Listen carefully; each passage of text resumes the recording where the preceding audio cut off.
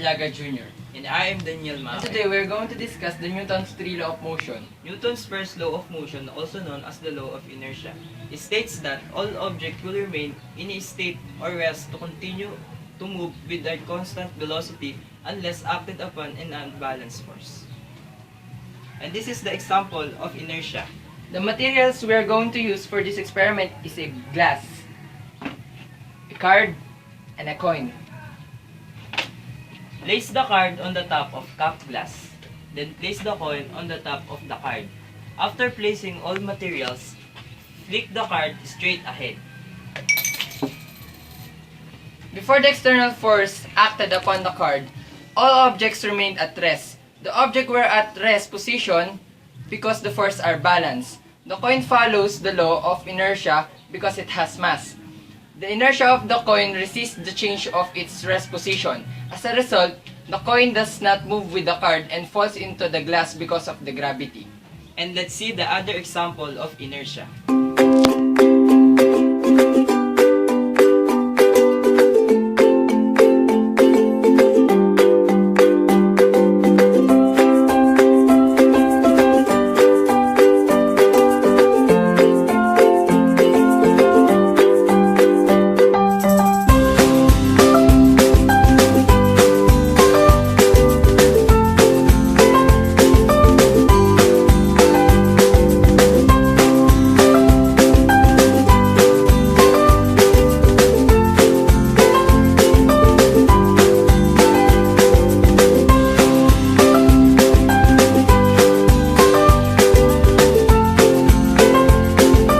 Newton's second law of motion talks about how fast an object will move. Acceleration of an object depends on the mass of the object and the amount of force applied. In mathematical terms, Newton's second law states that force is equals to product of a mass and acceleration. Force is equals to mass times acceleration. And now, let's see the exact example of acceleration.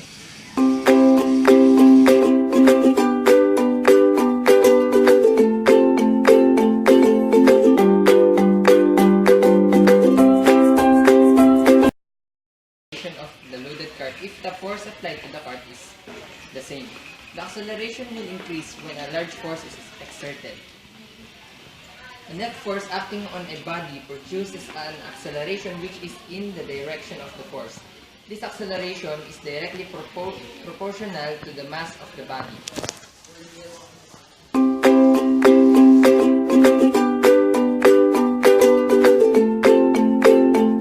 Now, Newton's third law of motion is interaction. Interaction, stating that each action brings an equal and opposite reaction. Forces are either pushes or pulls resulting from the interactions between objects.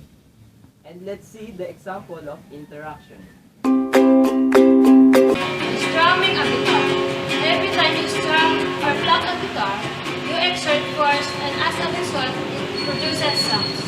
Based on the first example, we can say that when the man appears to strum his guitar, he exerted a force which is the cause of vibration of the strings which produces sounds.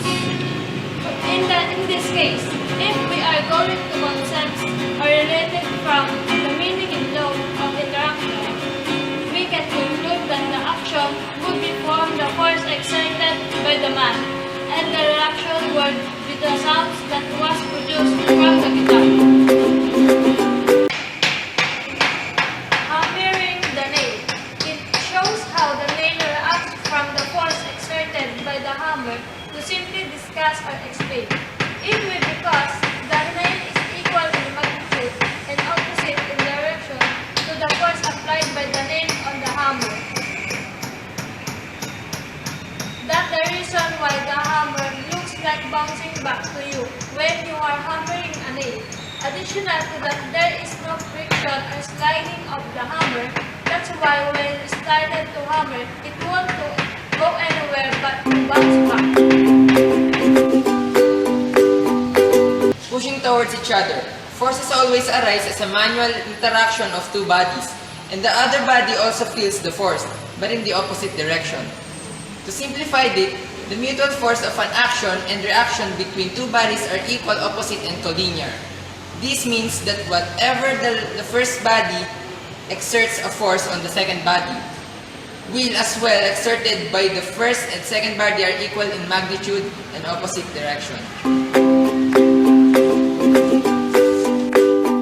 Arm wrestling or punong braso. When you apply force, your opponent also apply force on opposite direction. In this example, it's just almost the same as pushing doors on each other.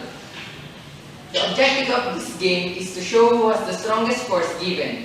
Each of the player will give their force, but the player who has the strongest force given will win. If the force given are the same, the first and second body are equal in magnitude and opposite in direction.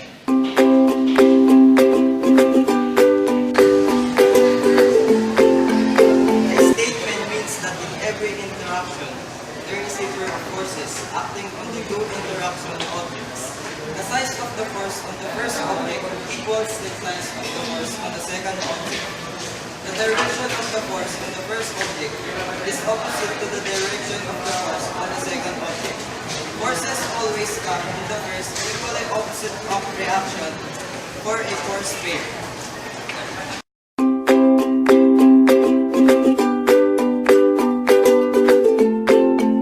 Those are the 3 laws of Newton. Bye.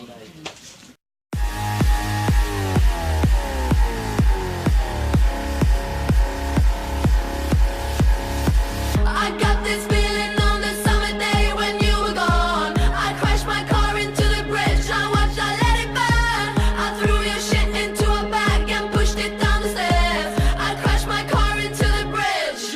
I don't care. I love it. I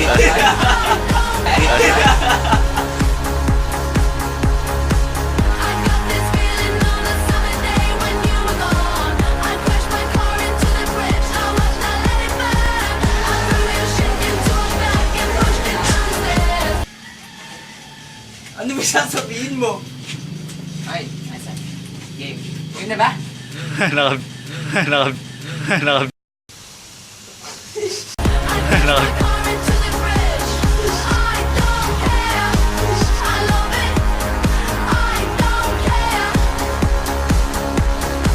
You're on a different road. I'm in the Milky Way. You want me down on Earth, but I am up in space. You're so damn hard to please. We gotta kill this switch. You're from the 70s, but I'm a 90s bitch. I love it.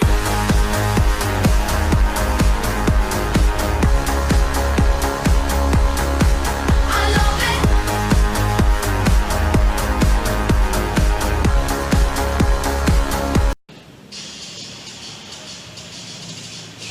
The objective of this game is to show who's the strongest force given. Each of the player will give their force, but the player who has the strongest force given will win.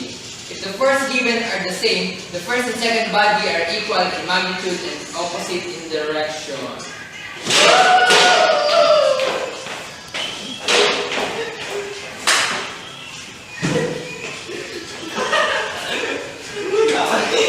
Push nyo yan. Te.